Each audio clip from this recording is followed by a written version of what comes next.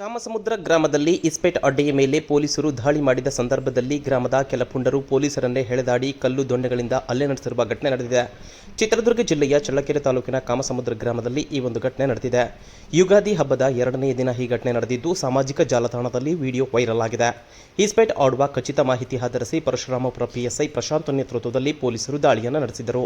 ಈ ಸಂದರ್ಭದಲ್ಲಿ 5 ಮಂದಿ ಜೂಜುಕೋರರನ್ನು ವಶಕ್ಕೆ ಪಡೆದು 3,600 ರೂಪಾಯಿ ನಗದು ಹಣವನ್ನು ಸೀಸ್ ಮಾಡಿದ್ದರು.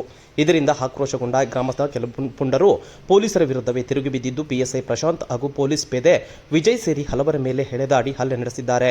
ಅಷ್ಟೇ ಅಲ್ಲದೆ ಕೆಲ ಪೊಲೀಸ್ ಸಿಬ್ಬಂದಿಗಳಿಗೆ ಗಾಯ ಕೂಡ ಆಗಿದೆ.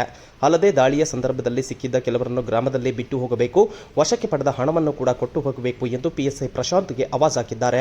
ಇದೀಗ ಸಾಮಾಜಿಕ ಜಾಲತಾಣದಲ್ಲಿ ಗಲಾಟೆ ಮಾಡಿರುವ ವಿಡಿಯೋ ವೈರಲ್ ಆಗಿದ್ದು, ಅಲ್ಲದೆ ಈ ಸಂಬಂಧವಾಗಿ ಈಗಾಗಲೇ ಆ ಒಂದು ದಾಳಿಯ ಸಂದರ್ಭದಲ್ಲಿ ವಶಕ್ಕೆ ಪಡೆದಿದ್ದ ಹಲವರ ವಿರುದ್ಧ ಪ್ರಕರಣವು ಹಾಗೂ ಹಲ್ಲೆ ಮಾಡಿದ್ದವರ ಕೆಲ ಪುಂಡರ ವಿರುದ್ಧವೂ ಕೂಡ ಪರಶುರಾಮಪುರ ಪೊಲೀಸ್ ಠಾಣೆಯಲ್ಲಿ ಈ ಒಂದು ಕೇಸ್ ಕೂಡ ದಾಖಲಾಗಿದ್ದು, ಗ್ರಾಮದ ಕೆಲ ಪುಂಡರ ಒಂದು ಉಪಟಳಕ್ಕೆ ಸಾರ್ವಜನಿಕರು ಆಕ್ರೋಶವನ್ನು ಕೂಡ ವ್ಯಕ್ತಪಡಿಸಿದ್ದಾರೆ.